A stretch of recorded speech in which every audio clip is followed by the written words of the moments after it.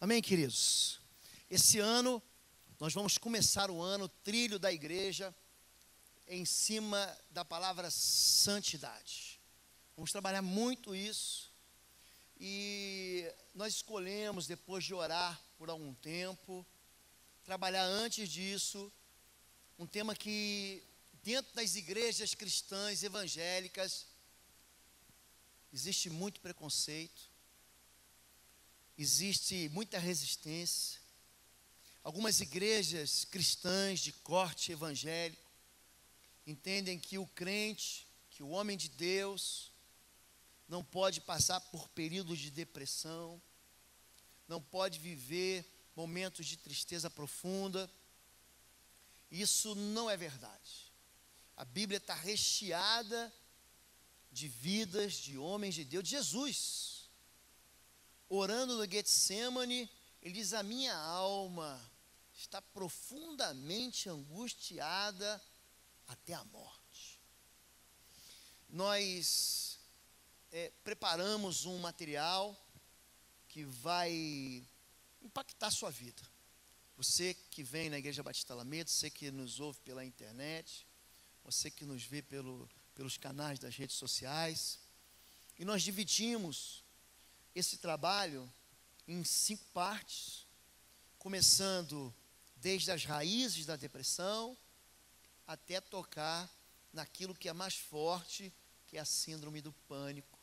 Você sabe que essa palavra pânico, a síndrome, é um conjunto de sintomas que denunciam uma enfermidade. E pânico vem de uma palavra de um demônio da mitologia grega, Pan, que é um ser que é a mistura de cabra com homem, que tem o seu prazer é aterrorizar o homem. Daí vem a síndrome do pânico. Então, para que a gente alcance isso, nós vamos assim, seguir assim uma linha assim, um roteiro assim muito linear, do mais simples para o mais complexo. Pastor, mas eu não sofro com isso. Você não sofre. Mas 20% da população mundial, isso é dado da Organização Mundial de Saúde, 20% da população mundial sofre com depressão.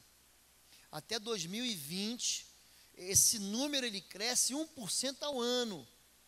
E até 2020, ela vai se tornar a doença que mais vai atingir gente no planeta. Vai tomar conta. E isso, gente, o que acontece? Quando a gente fala de uma doença que atinge a mente, a gente tem logo preconceito. Fulano é doente mental. Fulano tem um problema mental. Então você sabe, quando você está com dor de dente, o que você faz? Você vai no dentista, procura um dentista, ele vai te dar um remédio, vai tratar teu dente, teu canal, a tua panela, né, doutor? Tira, tapa o teu buraco, obtura o bicho, arranca fora o que está ruim, restaura, implanta um novo, não é isso? Ou você só ora? Estou com dor de dente, vou orar, pastor, é isso? Vou tomar o chazinho da vovó, é isso, gente? Você ora e Deus cura, mas se Deus não curar, você tem que ir no dentista. Não é verdade? Você está com dor de cabeça. Pastor, ora por mim, eu oro. Mamãe, ora por mim, ora.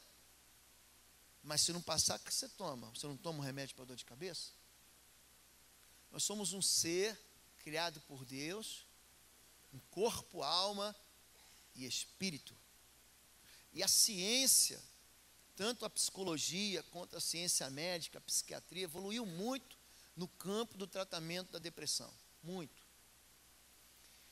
Você busca alguns autores, por exemplo, no final da década de 90, início de 2000, um livro ficou muito famoso. É um livro para leigo, mas ele ficou aí no ápice dos livros mais vendidos, de um sujeito chamado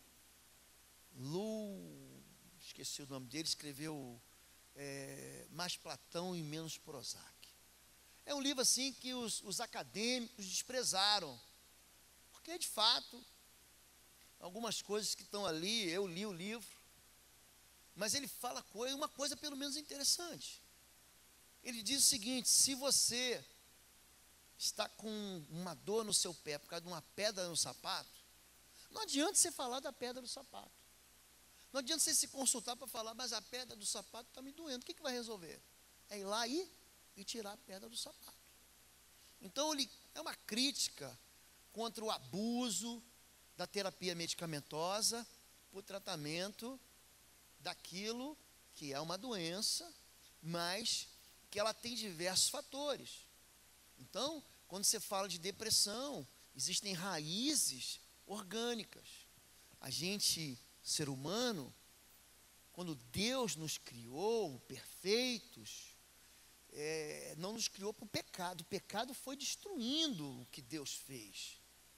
E o ser humano hoje, ele produz algumas substâncias que nós chamamos, eu vou falar alguns nomes aqui que você talvez não tenha ouvido, você não se preocupe com isso, porque o que nós vamos focar é o que a Bíblia diz a respeito da tristeza, da dor profunda, da depressão e da síndrome do pânico.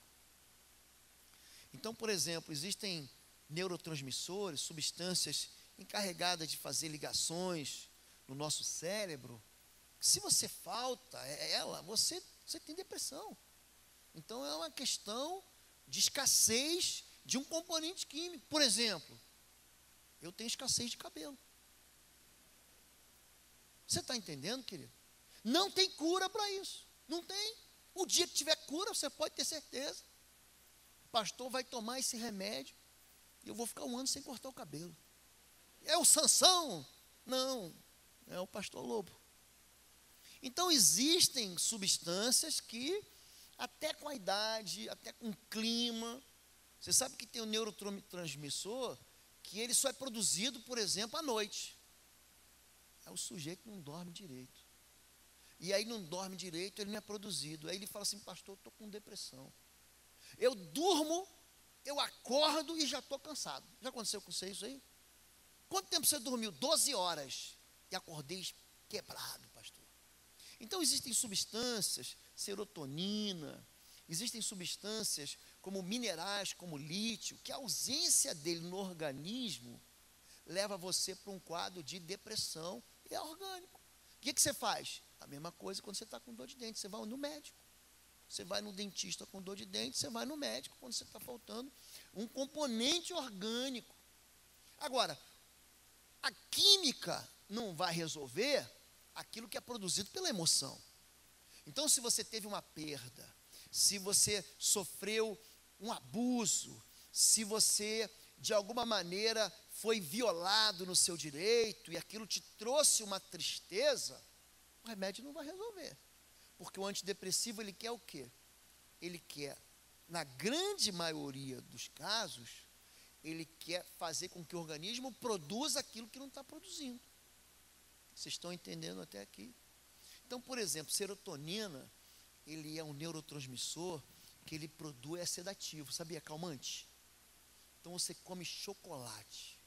Como você come chocolate, o chocolate estimula a produção de serotonina. Você fica bem tranquilo, bem sossegado. Agora, se você precisa de energia, é noradrenalina, é um outro neurotransmissor. Daí que vem a chamada bipolaridade, que hoje é muito famoso. Então, o que acontece? Existe a escassez de um e a produção exagerada de uma outra substância. Então, ele tem muita energia uma hora e daqui a pouco ele não tem energia nenhuma e cai numa... É daí que vem a depressão.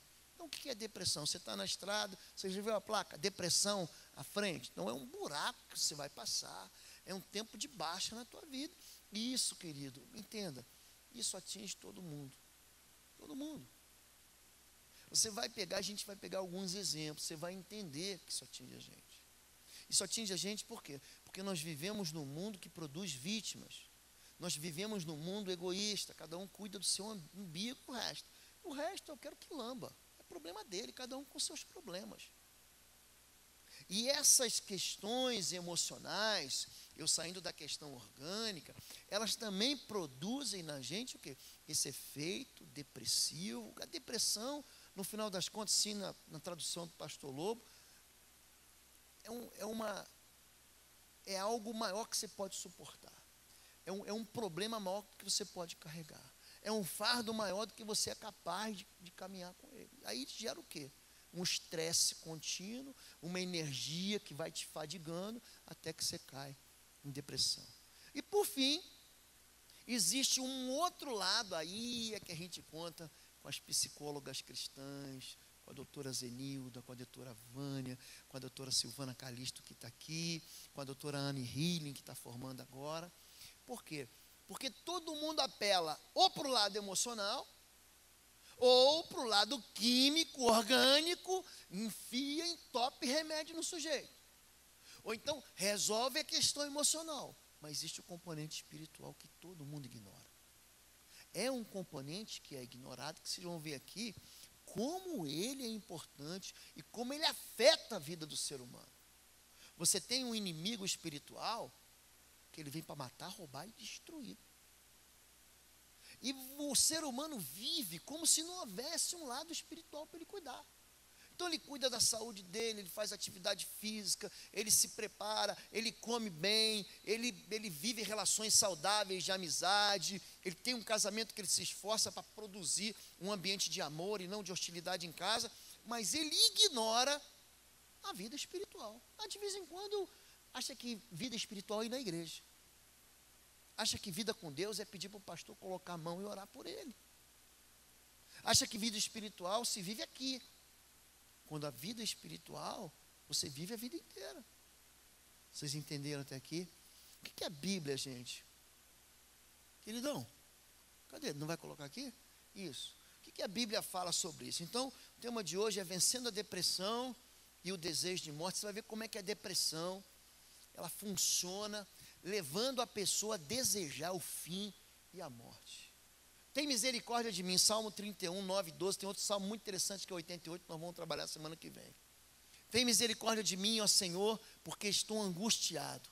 Consumidos estão de tristeza os meus olhos e a minha alma e o meu ventre, porque a minha vida está gasta de tristeza, os meus anos de suspiros, a minha força descai por causa da minha iniquidade, os meus ossos se consomem, estou esquecido no coração deles, como um morto, sou como um vaso quebrado, eu não tenho valor absolutamente nenhum.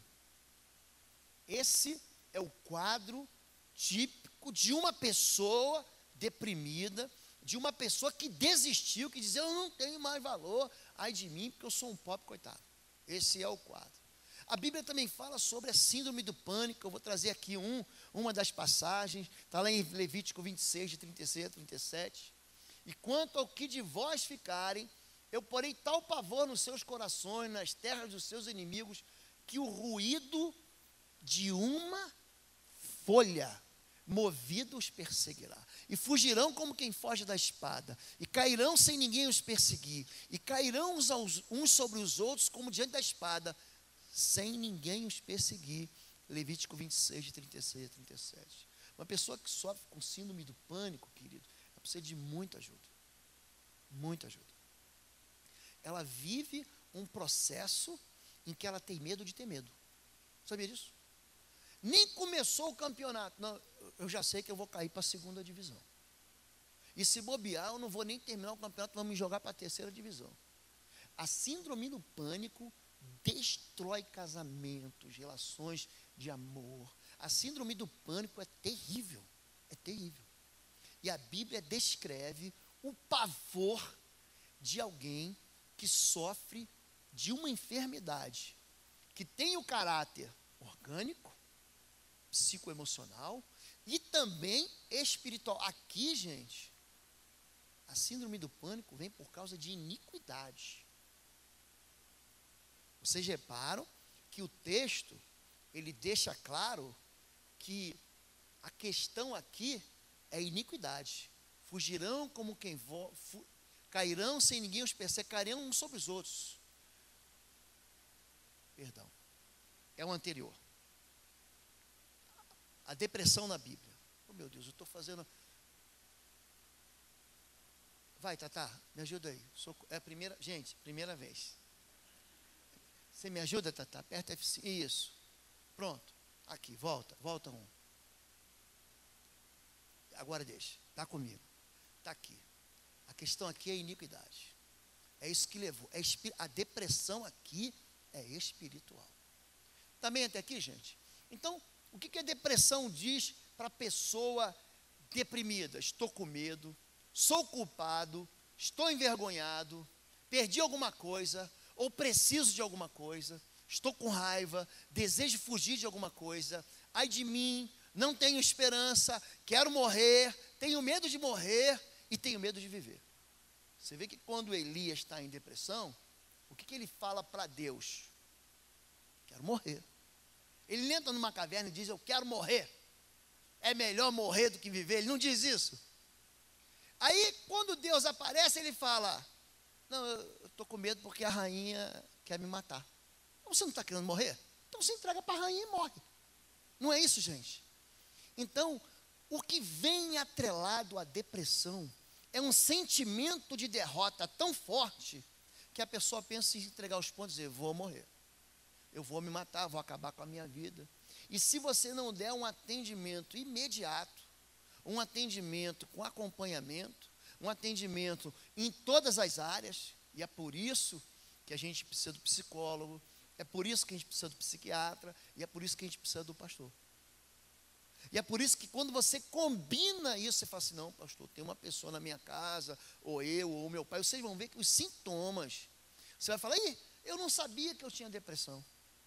A pessoa não sai de casa, muda o humor, não quer acordar, não quer dormir, come sem parar, não come nada, muda o paladar, tem coisas que ele ama comer, não gosta, não quero mais. Amor, preparei para você uma costela, um molho barbecue, não quero. Que é isso?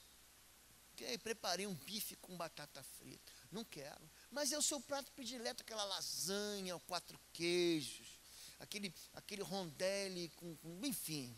Você sabe, está dando fome, daqui a pouco é hora de você voltar para casa e fazer a fominha da noite. A pessoa deprimida não quer saber disso aí.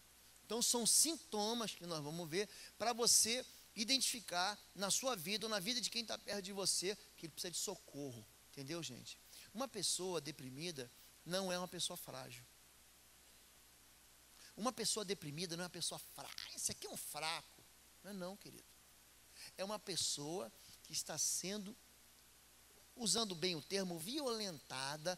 Ela está suportando um peso muito maior do que ela deveria suportar. E você vai ver que isso acontece com gente de Deus.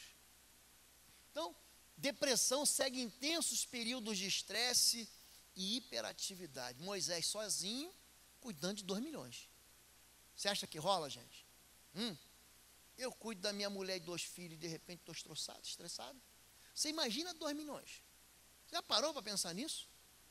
E aí Moisés fala, eu quero morrer. Mas, gente, nós estamos falando de um ícone da Bíblia do Antigo Testamento.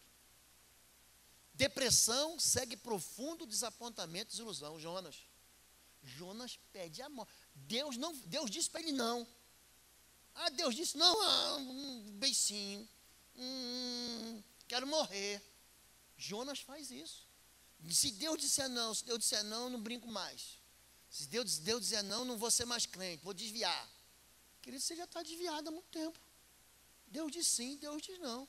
Ou são causas comuns, só as que nós vamos trabalhar. A depressão coincide com a exaustão física e emocional que aconteceu com Elias, que a gente chama da quebra da lei do sábado.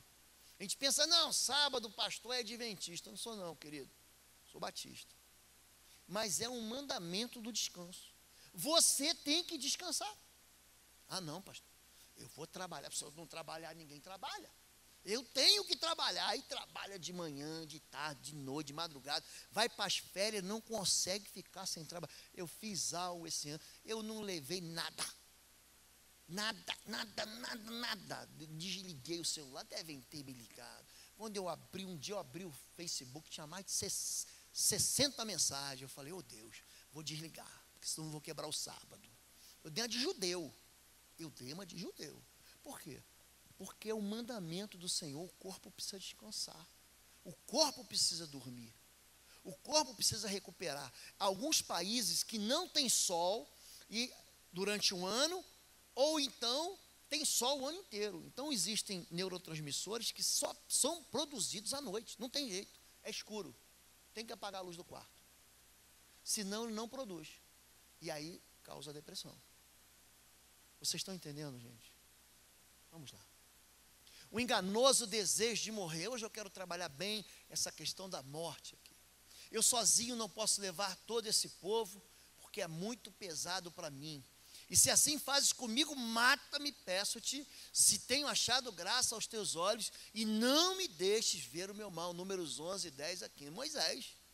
E o dever de sustentar essa família é pesada. Ah, pastor, o senhor não sabe o que é aguentar esse meu marido, pastor. O senhor não sabe o que é aguentar o meu pai, um velhinho do jeito que está, meu avô. O senhor não sabe o que é ter esse meu filho que está desviado, está envolvido com crack, com droga. Você não sabe o que é isso. O dever de sustentar. Sabe quem tem esse tipo de depressão aqui?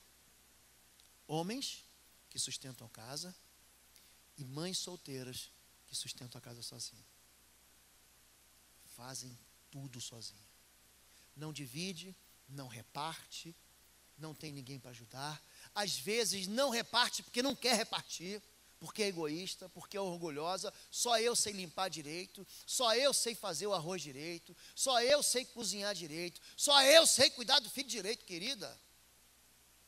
Sai fora disso, isso é pecado. Sabe por quê? O perfeccionismo é pecado. Você não é perfeito.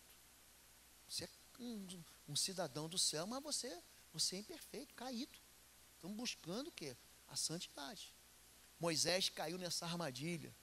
A mentirosa vontade de morrer. Peço-te, pois, ó Senhor, tira a minha vida, porque melhor me é morrer do que viver. Jonas 4, de 1 a 3. Jonas fica descontente. Por quê? Porque ele não quer. É a mesma coisa, mais ou menos assim. Não, eu sou de uma igreja pentecostal.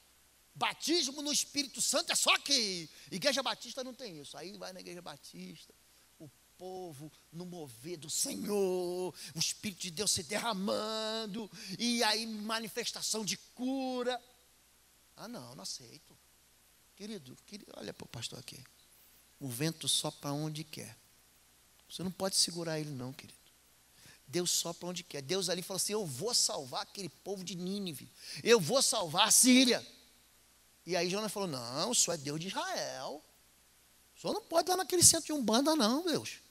O senhor não pode salvar aquele macumbeiro não. O senhor não pode salvar esse homem ruim, impiedoso, assassino, adúltero. Não pode. Ele ficou descontente, por quê? Porque Deus fez o que Deus sempre faz, que é salvar. E ele pede para morrer. Descontentamento. Você tem uma promessa e essa promessa é retirada. Quando a gente falar sobre isso, vocês vão ver como é que pai que insistentemente quebra a sua promessa. Não, semana que vem eu te dou. Não, mês que vem eu te dou. Não, se você passar de ano eu te dou. Não, se você passar no vestibular eu te dou. E quebra. Como isso leva a um quadro progressivo de depressão na vida da pessoa. Ela não confia mais em ninguém. Para ela não tem mais esperança. Então ela cresce com um rastro de derrotas e decepções na vida dela. Se isola. Você pode ver, o deprimido é um sujeito que não quer falar com ninguém. Ele se basta. E é um caminho para a síndrome do pânico, para a depressão. A morte como falsa solução. Ele, porém, foi ao deserto, caminho de um dia, e foi sentar-se debaixo de um zimbro, e pediu para si a morte, e disse: já basta ao Senhor, toma agora a minha vida, pois não sou melhor do que meus pais. Está aí, Elias. Sabe o que ele fez? É o ministério do eu sozinho.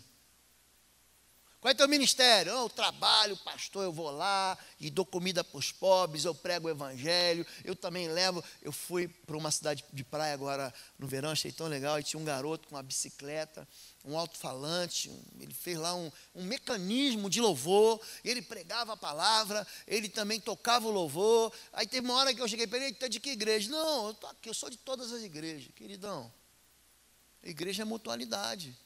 Amai-vos uns aos outros, perdoai-vos uns aos outros, sustentai-vos uns aos outros. Gente que está sem igreja cai em depressão.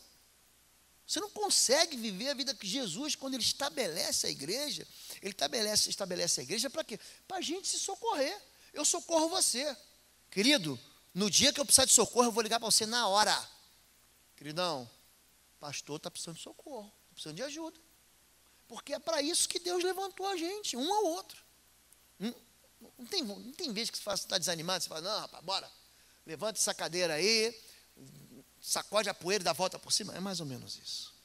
É mais ou menos isso. Não é assim? E é para isso que serve a igreja. Igreja não é lugar de gente perfeita. Aqui dentro tem trigo? Tem, mas tem joio. Ah, pastor, fiquei sabendo que lá na igreja tal, um fulano caiu. Isso é desde o princípio, querido. Judas roubava dinheiro, traiu Jesus. Não é verdade? Andava com Jesus, gente. Era da célula de Jesus ali, os 12 ali. Tinha um, e pior do que isso, pastor, foi se suicidar. Quando descobriram que ele era ladrão, traiu Jesus e foi lá e se matou. Já imaginou isso? Você que é líder de célula, querido, você que tem que trabalha em grupo pequeno, já pensou nisso, gente?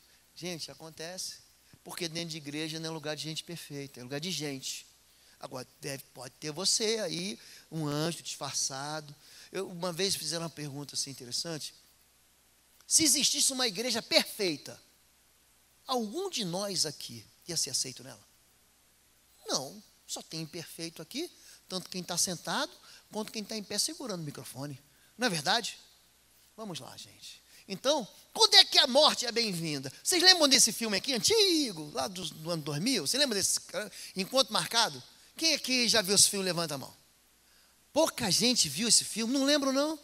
O Brad Pitt, moças, o Brad Pitt, pensa no Brad Pitt aí uns 15 anos atrás, sarado, é um anjo, já viu isso?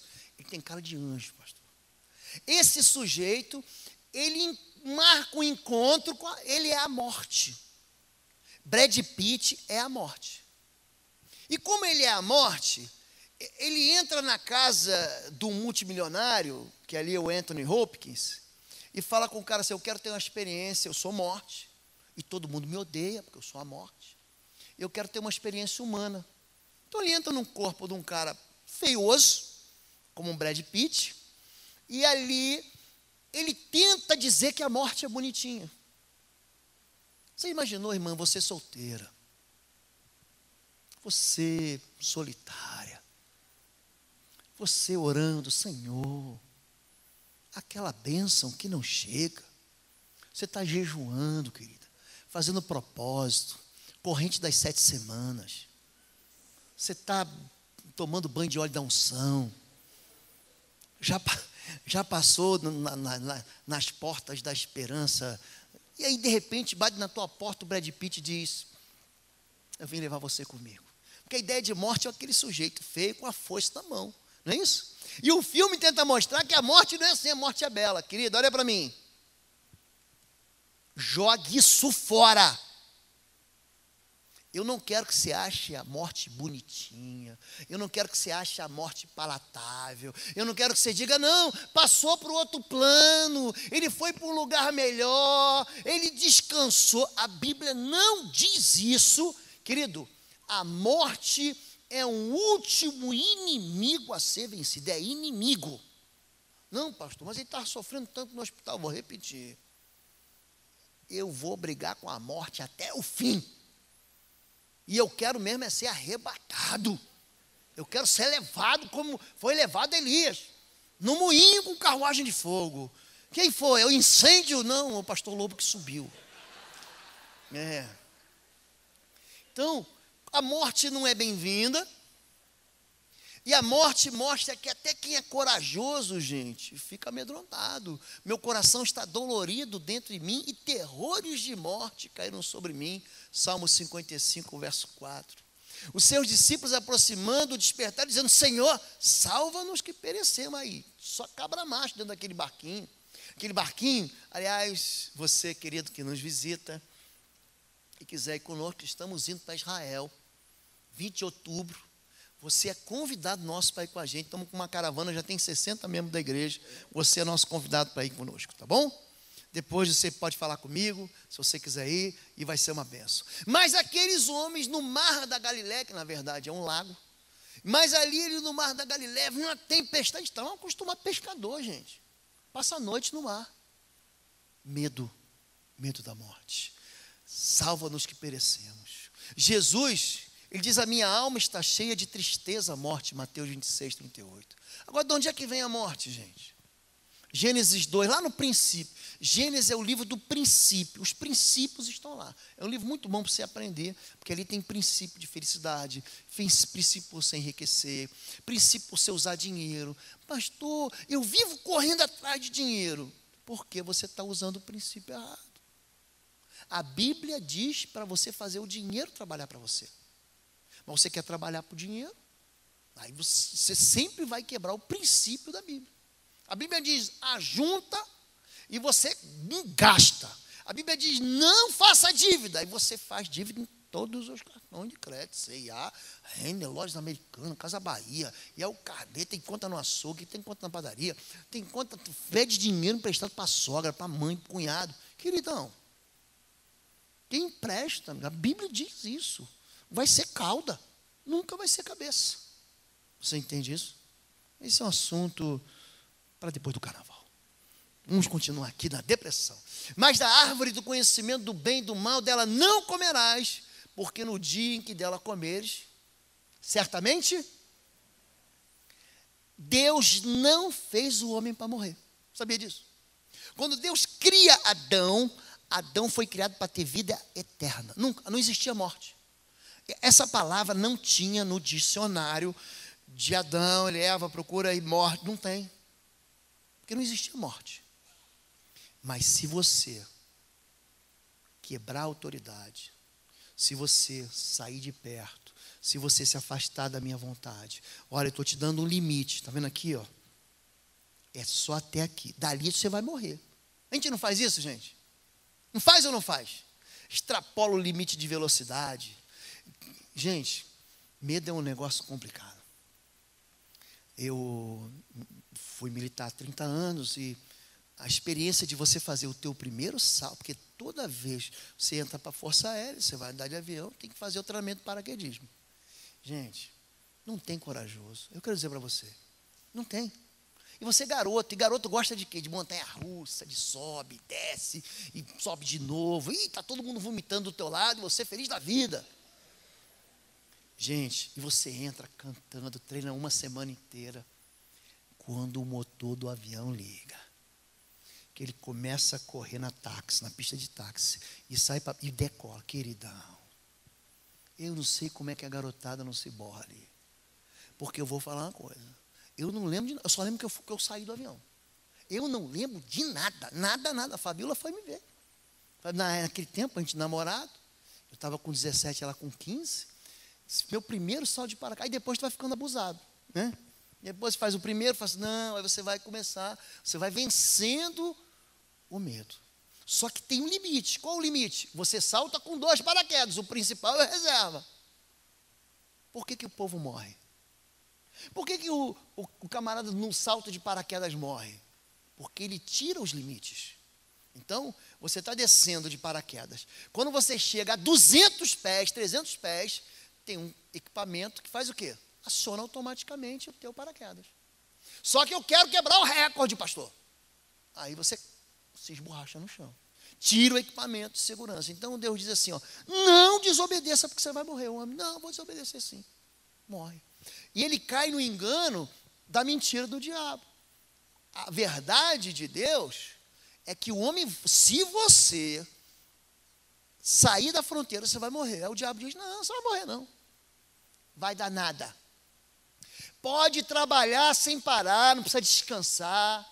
Pode viver sozinho.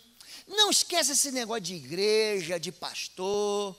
Pode viver em pecado à vontade. Arruma quantos namorados e namoradas você quiser. Viva a vida, sem limite. Aí você vai cair em depressão. Você entende isso? Pecado sujeitou o homem à morte. A alma que pecar, essa nasceu um bebê. Lindo, pastor. Lindo. Querido, vai morrer. Você já foi bebê lindo.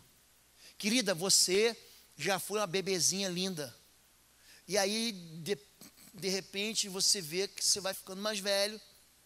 E quando você fica mais velho, você começa a ver que a morte começa a ficar mais próxima de você. Fala, gente, o negócio está chegando, eu sou a bola da vez. Você começa, e você começa a ver, tem aquele pessoal que, quando você começa, que todos os teus amigos começam a morrer, eu vou no enterro do fulano, do cara da repartição, do amigo da igreja, você fala, olha, querido, tua hora está chegando, meu irmão. A gente tem prazo de validade. Ninguém vira semente. Se você acha que você não vai morrer, visite amanhã o cemitério mais próximo da sua casa. E você vai ver que você vai morrer como todo ser humano. Antes de nós, bilhões de homens morreram achando que não iam morrer. Viveram achando que não iam morrer. A alma que pecar, essa, todos aqui são pecadores? Alguém não é pecador, querido? Todo mundo morre. Estamos sujeitos por causa do pecado. Portanto, como por um homem entrou o pecado no mundo, e pelo pecado a morte, o pecado entrou a morte. Assim também a morte passou a todos os homens, por isso todos pecaram. Eu, você e todo ser humano da face da terra, o presidente dos Estados Unidos, o sujeito mais importante do planeta, vai morrer. Vai morrer. Estamos sujeitos a isso. A morte é uma experiência universal. Ao homem é ordenado o quê? Morrer uma só vez. Agora, o início do medo começa aqui, com o pecado. Ele disse, ouviu a tua voz soar no jardim e tive, porque estava nu e me escondi. Essa aqui é a primeira declaração de medo da Bíblia. O homem não tinha medo do leão. O homem não tinha medo do jacaré, do crocodilo, do tamanduá. Você sabe que tem irmão, você vê, não, o irmão é corajoso. Eu sou corajoso, pastor. Aí aparece uma barata em casa. Aí barata, você sabe que denuncia alguns. Não, eu vou lá e mato. Você mata porque ela não voa, irmão. Porque quando a barata é voadora, fica todo mundo. Não é verdade? Assusta todo mundo. O medo vem com a morte. O medo vem com a morte. Por que a gente não gosta da morte? Porque Jesus veio para desfazer o quê? As obras do diabo. Qual o ministério do diabo? Matar, roubar e destruir. João 8,44 diz que ele foi homicida desde o princípio. Queridão, olha para o pastor aqui. O diabo, ele não quer só que você tenha uma vida infeliz. Ele não quer que você tenha uma semana difícil. Ele não quer que você tenha um casamento horroroso. Ele quer te matar. Você está entendendo o que eu estou falando? Ele é homicida. Ele sabia que quando Adão e Eva desobedecessem, a morte ia entrar na minha vida e a tua. A morte não é boa, gente. Jesus chorou diante da morte. João 11 diz que Jesus chegou diante do túmulo de Lázaro e chorou. A morte traz dor para a gente. A morte traz sofrimento para a gente. Ela contraria a essência do ser humano, por quê? Porque a Bíblia diz em Eclesiastes 3:11 que Deus colocou a eternidade no coração do homem. Agora, quando o sujeito está deprimido, por que ele fica falando assim, quero morrer? Por quê, gente? Porque algo desequilibrou a vida dele. Seja emocionalmente, seja organicamente, seja espiritualmente. Porque uma pessoa equilibrada não quer morrer, não. Quando você quer morrer? Quero viver para sempre. Ontem de madrugada eu vi de novo um filme, uma ficção, A Espera do Milagre, com Tom Hanks. Pelo menos esse você viu, né, irmão? E aí fui ver tarde esse filme, achei legal e tal. E no final, aquele sujeito que ressuscita o ratinho, que cura as pessoas, passou para o Tom Hanks, ele já tinha 180 anos, eu falei, aleluia, eu recebo isso em nome de Jesus. Por quê? Porque nós temos no coração esse sentimento de ansiar pela eternidade. A Bíblia diz que a morte é inimiga, e ela nos nivela todas as criaturas viventes. Aliás, querido, se você quiser ler um livro da Bíblia que o sujeito está deprimido, esse livro é o livro do Eclesiastes. Se você quer ver um livro em que o povo inteiro está deprimido, leia Lamentações. Você quer ver o rei deprimido, leia Salmo 88. Como tem gente deprimida na Escritura. Porque o que sucede aos filhos dos homens, isso mesmo também sucede aos animais. E lhes sucede a mesma coisa. Como morre um, assim morre o outro, todos têm o mesmo fôlego. E a vantagem dos homens sobre os animais não é nenhuma, porque todos são vaidade, todos vão para um lugar, todos foram feitos do pó e todos voltarão ao pó. Esse cara está deprimido ou não, gente? esse sujeito está deprimido, gente. Eu sou igual o cachorro.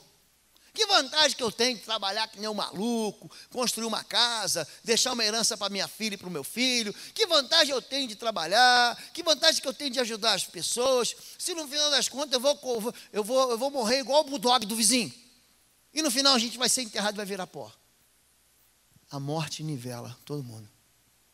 A morte nivela o rico e nivela o mendigo.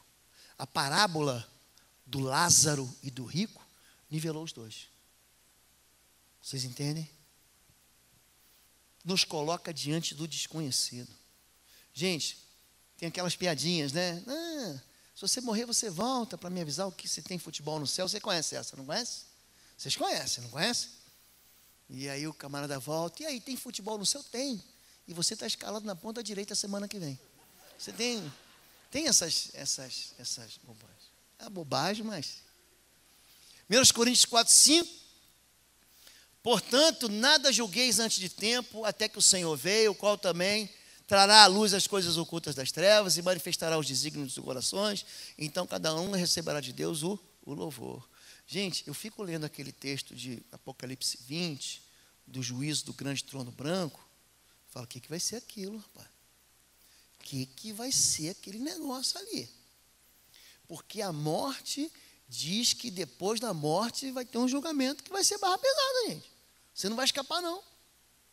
A Bíblia diz que fácil você enganar teu próximo, difícil é você explicar para Deus depois. Fácil você bater no mais fraco, difícil é você justificar para Deus. É fácil você chegar lá e ganhar uma grana por fora, difícil é você justificar para Deus, queridão. É isso aí. Contraria o desejo de Deus, desejaria eu de qualquer maneira a morte do que morre? Diz o Senhor Deus, não desejo antes que se converta dos seus caminhos e viva. Deus quer que alguém morra, gente. Eu ouço cada absurdo, morre o sujeito. E esse sujeito é meio ruim, o pessoal diz, bem feito, foi Deus que levou. Querido, foi isso, gente? A Bíblia diz que o filho dele morreu para quem? Para doente. Jesus, ele veio para buscar quem? Quem não presta, gente. Ou tinha alguma gente boa ali naqueles 12 discípulos? Tinha algum, gente? João, o apóstolo do amor. Que amor, querido. Acho interessante essas coisas que a religião, esses nomes. João, o apóstolo. Gente, do amor. Irmão, desculpa a expressão. Do amor, uma pinóia. Porque quando João entra, os samaritanos não recebem ele, dizem, eu vou orar. Para que Deus mande fogo do céu e consuma os samaritanos. Do amor? Aonde, querido? Não, os músicos. Davizinho, o bom pastor, Davizinho do louvor, Davizinho com a sua harpa. Querido, Davi não podia haver uma briga, querido. Com 14 anos, ele se embolou com o urso, se embolou com o leão, ele enfrentou o gigante, ele arrancou a cabeça. Imagina o estatuto da criança, do adolescente naquele tempo. Ele arrancou a cabeça do gigante e termina 1 Samuel 17 dizendo o seguinte, para onde ia? Levava a cabeça do gigante. Era que nem uma bola de boliche na cabeça dele, na mão dele. E levava para todo lugar. E imagina as moscas em volta, as varejeiras em volta dele. Davi, gente, era um homem que não era mole, não.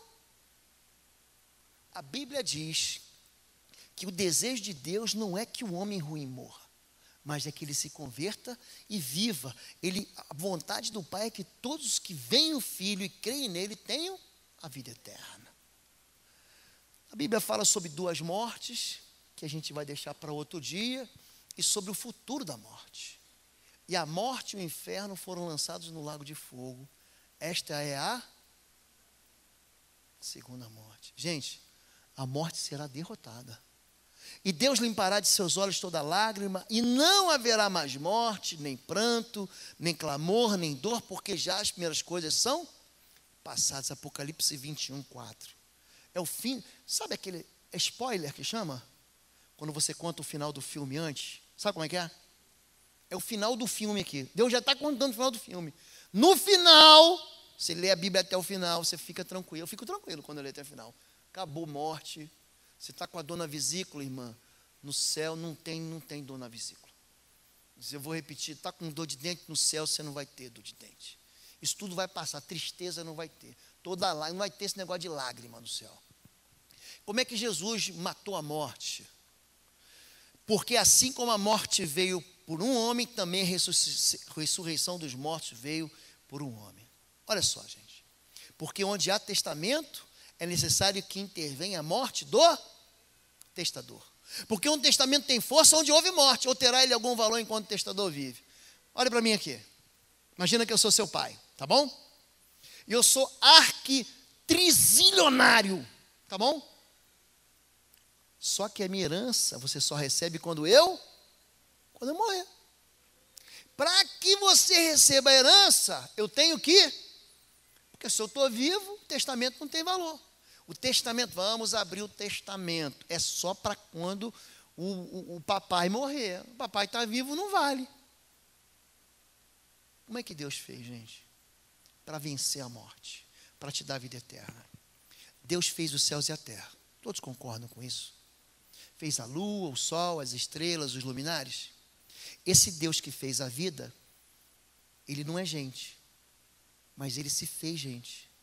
Ele entrou dentro do ventre de uma mulher virgem, se fez filho do carpinteiro. Deus se disfarçou de filho do carpinteiro. E aí ele, sendo Deus, o que ele faz? Ele morre. Para quê? Para que você receba a herança do testamento. É por isso que diz Antigo Testamento, Novo Testamento. No Antigo Testamento você recebia herança se você fizesse tudo certinho. Mas como somos todos pecadores, ninguém cumpria a lei. Jesus teve que morrer para quê? Para que você recebesse o quê? O que estava no testamento. O que estava no testamento? A vida eterna. Entenderam? Diga amém. Tudo bem, vamos lá. A morte vencida por Jesus, mas Deus o ressuscitou dos mortos, rompendo os laços da morte, porque era impossível que a morte o retivesse. E aí, o apóstolo Paulo escreve aos Coríntios esse hino de vitória: onde está a morte, o teu aguilhão? Onde está o inferno, a tua vitória? Ora, o aguilhão da morte é o pecado, e a força do pecado é a lei, mas graças a Deus que nos dá a vitória por nosso Senhor Jesus Cristo. Gente, por que você não vai permanecer na morte? Porque você fez uma aliança com Jesus. Jesus morreu e ressuscitou. Você um dia vai morrer e vai ressuscitar. E depois que você ressuscitar, você não morre mais, queridão. Crente, cristão, não crê, são assim tolices que nós absorvemos. Nós não cremos na imortalidade da alma. Diga, nós não cremos na imortalidade da alma. Nós cremos na ressurreição do último dia. Você entendeu agora, querido? Não tenha medo da morte, mas tema a Deus. É um texto de Lucas 12, 4, 5, que diz que a gente deve temer aquele que pode lançar no inferno, que é Deus, não é o diabo. O diabo não manda nada, o diabo não manda absolutamente nada. Quem manda é Deus. A única forma de vencer a morte, porque estou certo de que nem a morte, nem a vida, nem os anjos, nem os demônios, nem as potestades, nem o presente, nem o porvir, nem a altura, nem a profundidade, nem alguma outra criatura nos poderá separar do amor de Deus que está em Cristo Jesus, nosso Senhor. É a única forma de vencer a morte, é uma aliança com Jesus. Jesus retirou o poder da morte. Eu sou o alfa e o ômega, o princípio e o fim, diz o Senhor. Que é, que era, que há de vir, o Todo-Poderoso. E o que vivo, fui morto, mas eis que estou vivo para todo sempre, amém. E tenho as chaves e do inferno. O diabo não tem nem a chave da casa dele. É um sujeito falido. Da chave, Jesus tomou a chave. Daqui, dá de volta aqui. Então, querido, por que eu tive que falar sobre morte no primeiro dia? Porque esse é um assunto que permeia a vida daquele que vive com depressão. Há uma ideia muito equivocada da morte, de que ela é solução, de que ela vai acabar com os problemas, e não vai. A morte, ela foi tragada na vitória de Cristo. Mas olha para mim, querido. Quando você foi gerado, aqui só tem adulto, né? Tem alguma criança aqui? Não, né? Quando você foi gerado, o seu papai, ele ejaculou. E ali veio uma quantidade de milhares, de milhões de espermatozoides. E um só chegou no óvulo. Deus olhou para você e falou assim, ó, vai campeão. Todo mundo ficou para trás, só você chegou lá. A vida é um milagre. Então você precisa entender que a vida é para ser vivida até o fim. E jogue fora essa ideia de que eu vou me aposentar. Joga essa ideia de que acabou aqui. Jogue fora essa ideia de que não tem mais esperança. Quantas vezes você mesmo falou para você, agora não tem mais jeito? Quantas vezes, gente? E Deus foi lá e livrou a tua cara. Quantas vezes você falou assim, Deus, se eu só me livrar dessa vez, eu prometo que eu vou jejuar mais, que eu vou orar mais, que eu vou buscar, que eu vou ler tua palavra, que eu vou estar contigo. Quantas vezes? Quantas vezes, gente? Querido, não desista. Viva até o último suspiro. Jogue fora essa ideia depressiva de Moisés, de Elias, de Jonas, de pedir a morte. A morte não é a solução. A morte vai chegar quando Deus tirar o fôlego da vida de você. Até lá, querido, viva como se Jesus fosse voltar amanhã. Ele não vai voltar como ladrão na noite? Vai ou não vai, gente? Então viva hoje como se ele fosse voltar amanhã. Viva hoje com esperança. Jogue fora toda a ideia que você tem, que você imagina de que agora não tem mais jeito. Para você não tem mais jeito. Mas para Deus, querido, para Deus nada é impossível. E se você se mover em fé, pois aquele que pede, peça com fé. Porque aquele que duvida é semelhante à onda do mar, que é levado de um lado para o outro. Não pense o tal que receberá do Senhor coisa alguma. Peça com fé. Ouse no Senhor. Entra no território da impossibilidade. Diz para Deus o seu impossível. Diz, eu não posso, mas o Senhor pode. O meu Deus pode. Eu vou encerrar com um testemunho do irmão meu. Ele é sargento da aeronáutica. E ele conta uma história assim extraordinária. O pastor pregou sobre ser transladado. Então você vê que a Bíblia conta que Filipe, está ali no capítulo 8 de Atos, ele prega para um sujeito, que é o ministro da fazenda lá da rainha de Candace, da Etiópia.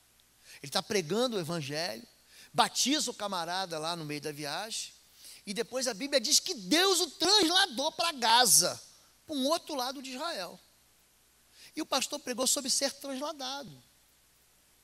E ele conta que ele tinha passado num concurso, e houve um problema, e ele não conseguiu a tempo comprar a passagem do ônibus que ia levar ele de Santa Maria até Canoas. E tem uma distância que você que é gaúcho, eu não sei quanto é que dá, mas perto não é. Ele falou assim, não tem jeito. Diz que ele pegou o ônibus, e o ônibus ia chegar lá 1, 2 horas atrasado, 3 horas atrasado. Você sabe que quartel é tudo pontualidade britânica, na hora. E ele contando, a gente morre de rir. Porque ele chegou assim, não, Deus vai me transladar. Deus vai me transladar. Isso, gente, imagina essa história sendo contada nos anos 80. Um tempo que não tinha celular, que não tinha nem carro. Acabou o orelhão, agora não existe mais isso. Existe orelhão? Nem sei mais. Então ele conta que estava no meio do caminho, falou assim, não, Deus vai me transladar. Motorista para, diz que, mas aqui não tem. Para aqui que eu vou descer aqui, não sei que manda. Diz que ele parou, ele desceu. Tinha um matagal no final da estrada, ele começou a orar e disse, Deus, tua palavra diz, o Senhor vai me transladar, o Senhor vai me transladar, o Senhor vai me levar para lá e tal, e nada. E nada, ele pulando e pulando, aí disse que daqui a pouco ele ouviu uma voz. E o diabo falou para ele, você está pedindo o que para Deus? Você lembra daquele seu pecado?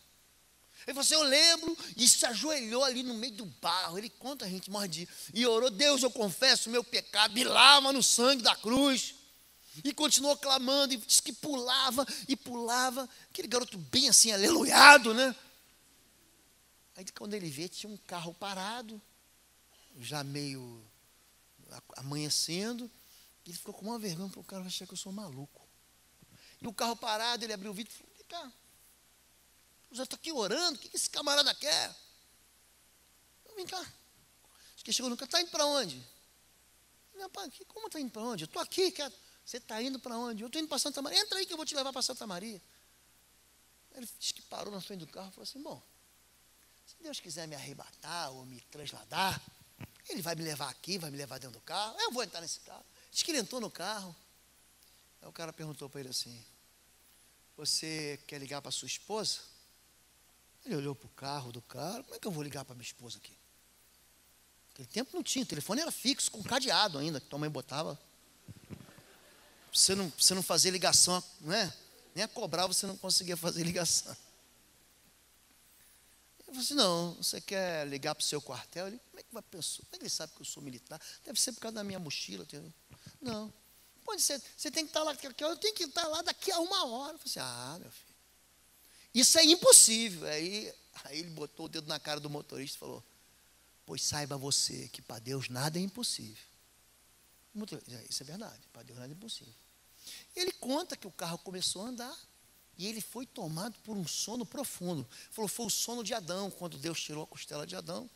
Um sono profundo, e o carro pegou, ele viu uma velocidade, dormiu. Falou: poxa, mas o cara me dando carona, eu vou dormir, eu estou aqui fazendo companhia. Dormiu. Quando ele acordou, onde é que ele estava? Em Porto Alegre. Mas de Porto Alegre para Canoas ainda tem ali uns 15 minutos até Canoas. E quando ele olhou no relógio, faltava 2 minutos. Eu falei: não vai dar tempo. E ele dorme de novo. Quando ele, faltava 15 minutos. Quando ele chega lá, o prazo, a viagem era de 3, 4 horas. Eu não sei ao certo de Santa Maria, ele conta isso aí. Quando ele chegou lá, que ele olhou, que faltava 2 minutos, falei: cheguei na hora. Ele catou a mala, falou: valeu, bateu a porta e deu 2 passos. Falou: peraí, eu tenho que agradecer o motorista. Quando ele virou para trás: cadê o carro? Cadê o motorista? Ele conta para a gente, esse homem é pastor da Assembleia de Deus, é um homem íntegro. Falou assim: pastor, Deus faz do jeito que Ele quer. Ele fez o impossível, tirando as rodas dos carros daquele tempo, da cultura do exército do faraó. Ele apareceu como um guerreiro com espada para o povo de Israel. Deus é Deus do impossível. Você pode estar triste, querida. Você pode estar triste, querido, porque você acha que as coisas não estão acontecendo na sua vida. Ouse fazer uma aliança de vida com Jesus. Eu sei que essas semanas nós vamos mexer assim numas feridas, entendeu? Para arrancar de você as raízes da depressão, as raízes da tristeza, as raízes profundas que te levam ao pânico, ao medo. Mas eu quero convidar você para estar com a gente toda sexta-feira até o carnaval. Semana que vem nós vamos falar sobre vencer o estresse. Vocês vão entender por que a quebra da lei do sábado leva a pessoa à depressão. Gente que trabalha sem parar e diz: não, isso não me atinge. Atinge sim, querido. Vamos orar? Fique em pé em nome de Jesus. Feche seus olhos, você que está em casa também, que está nos vendo. Feche seus olhos. Feche seus olhos, por favor, querido. Eu vou fazer um desafio para você. Você chegou aqui e talvez você tenha um parente ou você mesmo em depressão. Você passa por momentos de alegria, mas a sua vida é marcada por tristeza. E você não sabe de onde que vem essa tristeza. Você não sabe de onde e não sabe se livrar disso. Mas você quer um discernimento de Deus para entender se é uma causa orgânica, emocional ou espiritual. Você quer um livramento do Senhor.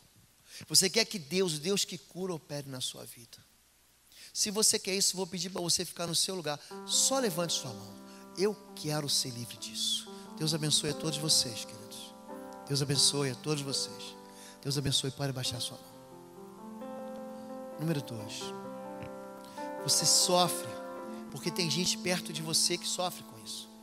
E se torna um peso para você. É um parente, é um filho. A ciência diz que hoje tem criança que está com depressão. Criança que vive com depressão. E você sabe quanto é difícil carregar alguém que está sempre desmotivado, sempre sem energia. sempre sem vontade. Se você quer discernimento de Deus para ajudar essa pessoa, Deus, eu preciso de uma unção da tua parte. Eu preciso do óleo do Senhor sobre a minha mão, no meu coração, na minha mente, para lidar com esse tipo de gente. A gente que está perto de mim, está no meu trabalho, está na minha casa, está na minha vida. Você quer instrumentos, quer ser instrumento do Senhor. Levante sua mão em nome de Jesus. Deus abençoe a todos vocês. Número 3. Você tem medo. Você tem medo de morrer. Esse medo, por vezes, te aprisiona e não deixa você fazer nada. Você não consegue sair de casa, você não consegue sair da cidade, você não consegue andar de avião. Quanto mais saltar de paraquedas, pastor. Eu tenho medo. Eu tenho medo do desconhecido, eu tenho medo da morte, eu tenho medo de começar um trabalho novo, eu tenho medo de começar um relacionamento novo. Eu tenho medo. Mas hoje eu quero ser livre desse medo. Só levante sua mão. Fique no seu lugar. Deus abençoe a todos vocês. Deus abençoe, Deus abençoe. Pode baixar sua mão. Você precisa de um livramento do Senhor e do milagre de Deus. Tudo conspira contra você. Ninguém aposta em você mais. Todo mundo acha que você já perdeu. Mas hoje você quer apelar para Deus e dizer: Deus, eu quero o milagre do Senhor. O Deus que livrou aquele homem da perda daquele concurso. O Deus que translada pessoas. O Deus que faz o impossível, que traz à existência aquilo que não existe, está aqui. Você só precisa crer. Você quer hoje falar: Deus, faz o impossível na minha vida. Fique no seu lugar, só levante sua mão. Eu quero o impossível. Levante sua mão, assim. Deus abençoe. Pode abaixar sua mão.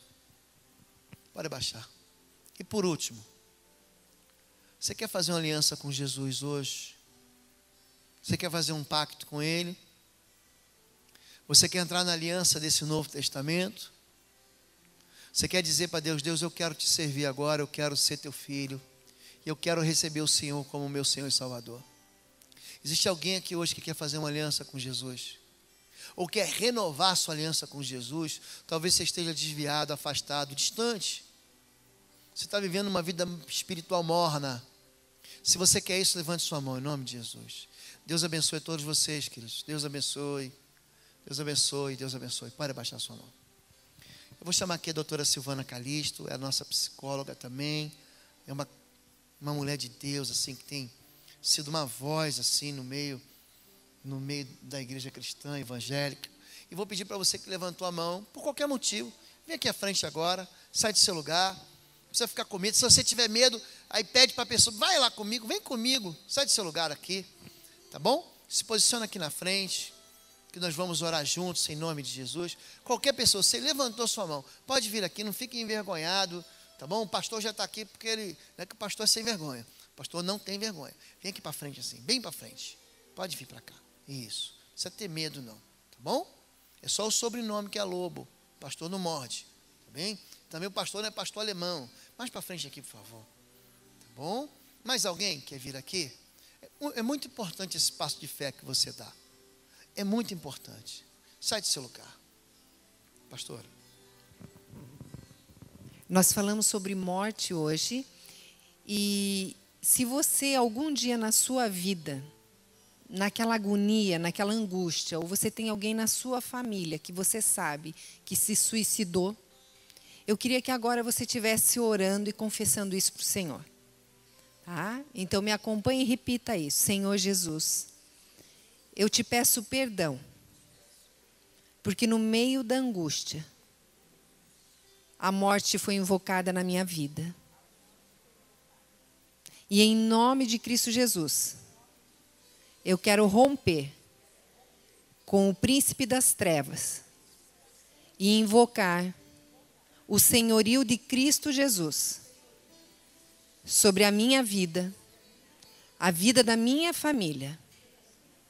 E onde eu colocar a minha mão, haja vida, em nome de Jesus. Vamos orar agora. Pai querido, em nome de Cristo Jesus, Senhor Deus, o Senhor sabe os motivos que cada um ergueu a mão, Senhor. E teu Santo Espírito que vem em secreto, Senhor Deus, visite a vida de cada um aqui. Pai Santo, aqueles onde a tristeza, Senhor Deus, tem imperado, Senhor, tem ocupado as horas do seu dia, Pai querido, em nome de Cristo Jesus, pelo teu Santo Espírito, traz alegria, Pai querido. Pai Santo, que o Senhor traga à memória, Senhor Deus, tudo aquilo que traz alegria, que as pessoas possam lembrar, Senhor Deus, da tua bênção, da tua graça, do teu sustento, Pai querido. E em nome de Cristo Jesus, que as vozes, Senhor Deus, que têm trazido a tristeza, o fracasso, o medo e a derrota, Senhor Deus, sejam calados na tua autoridade, Senhor. Pai Santo, passa a unção do teu Espírito, Senhor Deus, nos ouvidos, Senhor Deus, que eles sejam abertos, Senhor Deus, às tuas promessas. Pai querido, em nome de Cristo Jesus, intercedemos pelos nossos amados, Senhor, que não estão aqui, mas nós nos lembramos deles, Senhor. Ó Pai Santo, nos dá um amor, Senhor Deus, para estarmos caminhando com estes. E, Senhor Deus, que haja vida e unção nas nossas mãos, Senhor. Que nós possamos nos aproximar deles, Senhor Deus, com o espírito da vitória, da alegria, Senhor, da tua presença. E, Pai Santo, intercedemos por eles também agora, Pai Santo. Onde estiverem, Senhor Deus, em nome de Cristo Jesus, entra. E, Pai querido, em nome de Cristo Jesus, nós te pedimos, Senhor Deus, que toda a fonte de medo, Senhor, seja acessada no nosso coração, Senhor. Pai Santo, em nome de Cristo Jesus, queremos dar as mãos ao teu Santo Espírito, Senhor. E saber, Senhor Deus, que nunca enfrentamos nada sozinhos, mas o Senhor está conosco. E, Pai Santo, em nome de Cristo Jesus, as lembranças e as memórias que têm nos tornado escravos, Senhor Deus, das nossas emoções. Pai Santo, que elas venham à tona agora, Pai. Para que nós possamos colocar diante do teu altar, pedindo a cura integral, Pai. Queremos ser o teu exército, Senhor Deus. Queremos ser a tua igreja imaculada, Senhor. Por isso, Senhor Deus, invade esse templo, Senhor Deus, na unção do teu Espírito. E, Senhor Deus, passa no nosso meio, Senhor Deus, e nos toca onde precisamos ser curados, Senhor. Pai, nos liberta, Senhor Deus, das mágoas, nos liberta, Senhor Deus, das lembranças, Senhor Deus, que nos amarguram, Senhor. E, Pai Santo, nos traz, Senhor Deus, um sopro novo, Senhor. Um canto novo de alegria, Pai querido. Em nome de Cristo Jesus, Senhor Deus, que a unção do seu Espírito seja derramada, Senhor, com a alegria do teu Santo Espírito transbordante nos nossos corações, Senhor. E, Pai Santo, que nessa unção possamos sair daqui, levando essa alegria aonde nós andarmos. Porque é no nome de Jesus que oramos e cremos. Amém, Senhor Deus.